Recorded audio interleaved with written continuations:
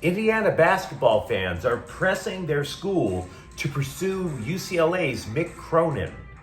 Shohei Ohtani gives everybody at Dodgers camp a sense of the happiest of happies.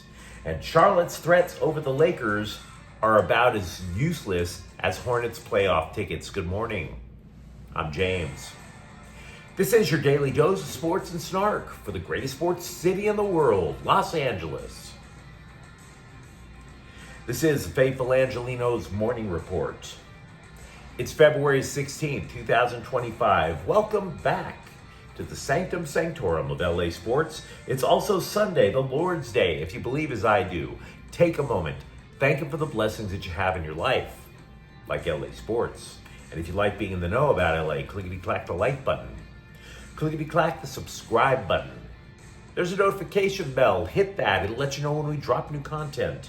Sharing is caring. Let people know we exist, and by all means comment. Now, before we go through the news and notes, a quick look at the scoreboard. Minnesota 69, USC 68. Yuck.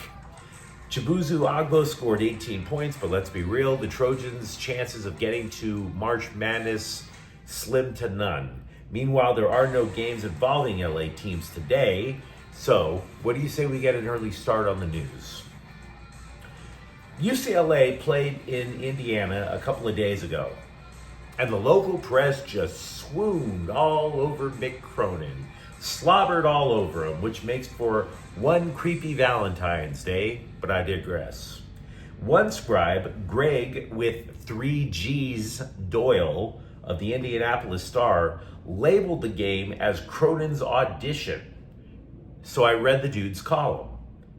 He admits he has no sources, but this is what he writes. Quote, "Who says UCLA's Mick Cronin is the most likely coach to replace Mike Woodson? I just did. Pay attention. If you're looking for sources, you're wasting your time. Nobody close to the IU search is identifying a frontrunner," unquote. What? If you're looking for sources, you're wasting your time, and that's your proof? He also claims that Cronin wants out of UCLA. How very Bill Plaschke of you, Greg. Where's your proof?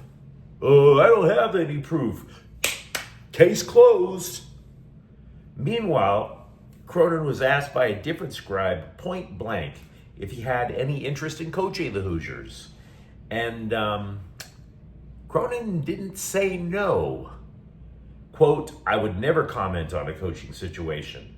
It would be wildly inappropriate because I'm the son of a coach. To me, nobody should say anything that distracts anything with them with that," unquote. Which isn't necessarily true. I could be wrong, but I'll tell you what I don't think is a distraction. Saying no. So, without a flat denial, what do we actually have? Cronin was right when he was talking to the scribes about the gig. He was talking about how there's pressure in holding down a blue blood college job, which both Indiana and UCLA basketball are. They're synonymous with college basketball. But this, to me, has that same vibe when Central Florida called USC coach Lincoln Riley and asked about him going all the way to Orlando. See, Riley and Cronin most definitely have their detractors. I certainly don't think of Cronin as the perfect coach. But he's not a damn fool either. One of the reasons that you haven't heard a whole lot of hate about Lincoln Riley is because now people are aware that if Lincoln Riley actually was a free agent, there would be schools lining up around the block for him. And I think the same with Mick Cronin. I'm guessing he's actually privately happy about these rumors. That way he can use it as leverage for job security over with UCLA. But you're going to have to come up with something way stronger than "I don't have any sources." I don't have any proof to make me think he's on the outs with the Bruins. Over at Camelback Ranch Saturday, Shohei Ohtani hit 94 miles per hour in his first bullpen session of spring training.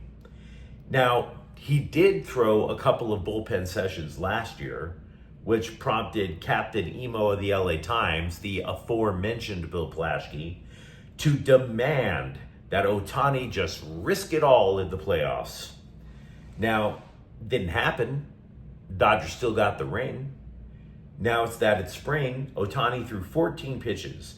Dave Roberts believes Ohtani will face live hitters by the end of training camp, with an anticipated return for May. Now, with all of that said, it's still going to be an awkward return to pitching for the reigning NL MVP. Consider that he's going to continue as the DH. How do you go on rehab? How do you go to Oklahoma City or Tulsa? Most likely you don't. So the gut feeling, unless there's some sort of plan that we don't know about, you're probably looking at a mixture of bullpen sessions and simulated games until Ohtani gives his coaching staff the thumbs up. Also with the Dodgers, you may remember Dustin May's rehab last year was sidelined by a freak accident, a torn esophagus that required emergency surgery. Now, we actually know the story behind it.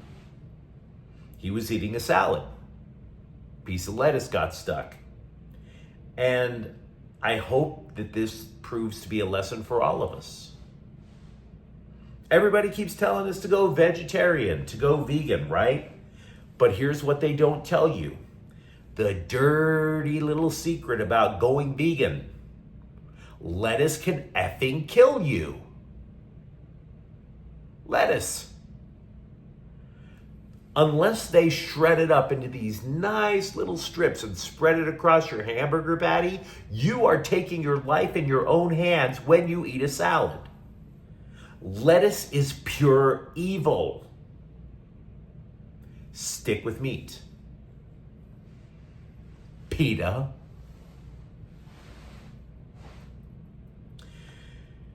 Charlotte, among countless mistakes that it has made since it returned to the NBA, did not file an official protest over the Lakers putting the kibosh on the Mark Williams trade about a week or so ago. For real, I don't know if the Charlotte Hornets have ever done a single thing right. I can't tell you. Even the crying Jordan meme wasn't about him buying into that sorry-ass team. That would have at least been a contribution to society, courtesy of the Charlotte Hornets. Didn't happen. Jordan was crying when he was inducted into the Hall of Fame. Now, with that said, Adam Silver, who looks more like a Bond villain on a hunger strike than an actual commissioner, said they'll look at trade deadline rules in light of this deal falling through. Whatever, dude. Whatever. I mean, for one thing, the fact that that trade fell apart, it was the first time since 2009 that a trade deadline deal fell apart due to injury concerns. So why don't you and your pill-shaped head just stay in your office and oversee the unprecedented downfall of a major professional sports league? Just stay there. Stay there.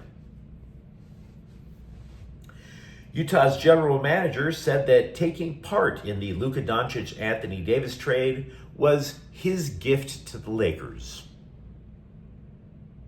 Right. That's why you were thanked. What the hell else do you want? It's not my fault you wanted Jalen Hood-Schifino and 2 second-round draft picks. We're not the ones looking the gift horse in the mouth. We're thanking everybody for it, my dude. You got the player you asked for. You got the 2 draft picks that you asked for. You also got our thanks. What else do you want? Do you want a box of chocolates? Do you want us all to read the Book of Mormon? Is that it?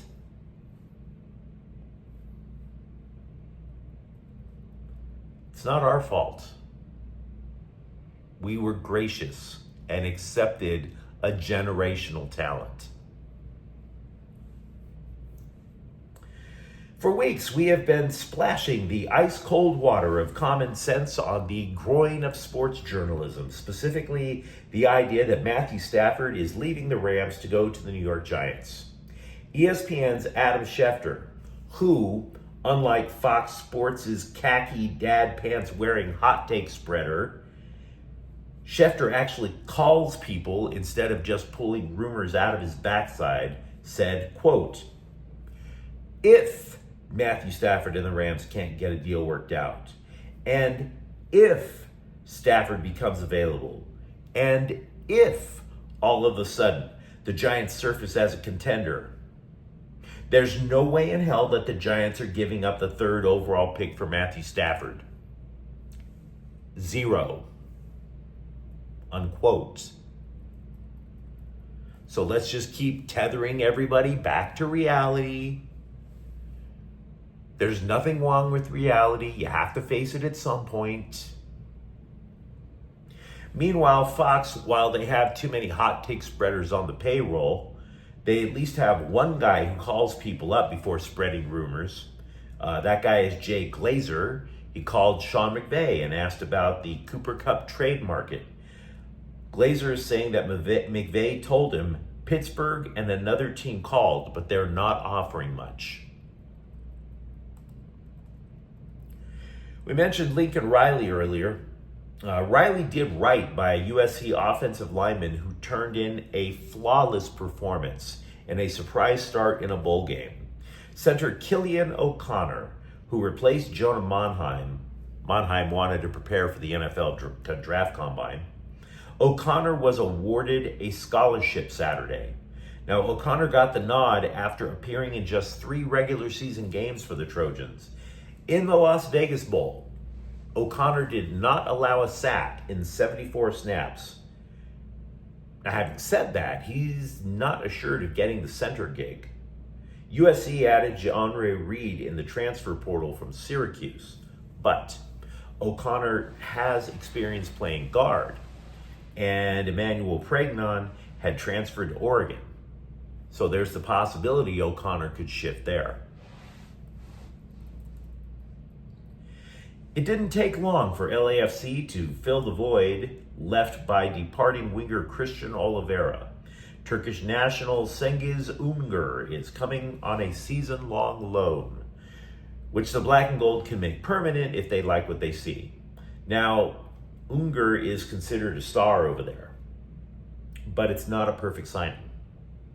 He's injury prone, and he's only 27. Turkey is nowhere near as big as the United States, nor is their league as big as MLS in terms of the number of times you play, etc. LAFC regularly play like 50 matches a year. Dude only played 7 matches in his last season with his other club.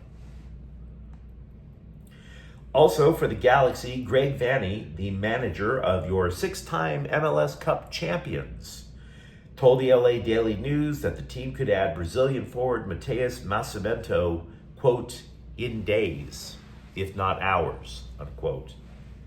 But you let me know what you think in the comments thread. Do you believe that there's a chance Mick Cronin could actually leave UCLA? For that matter, how overjoyed are you at what Shohei Ohtani was able to accomplish in training camp? And if you enjoyed the content, don't forget to subscribe to Faithful Angelenos. We talk LA sports here every single day. Thank you for watching. I'm James. We'll be back tomorrow. Faithful Angelenos is a Kian Cortel Queso production. Take care.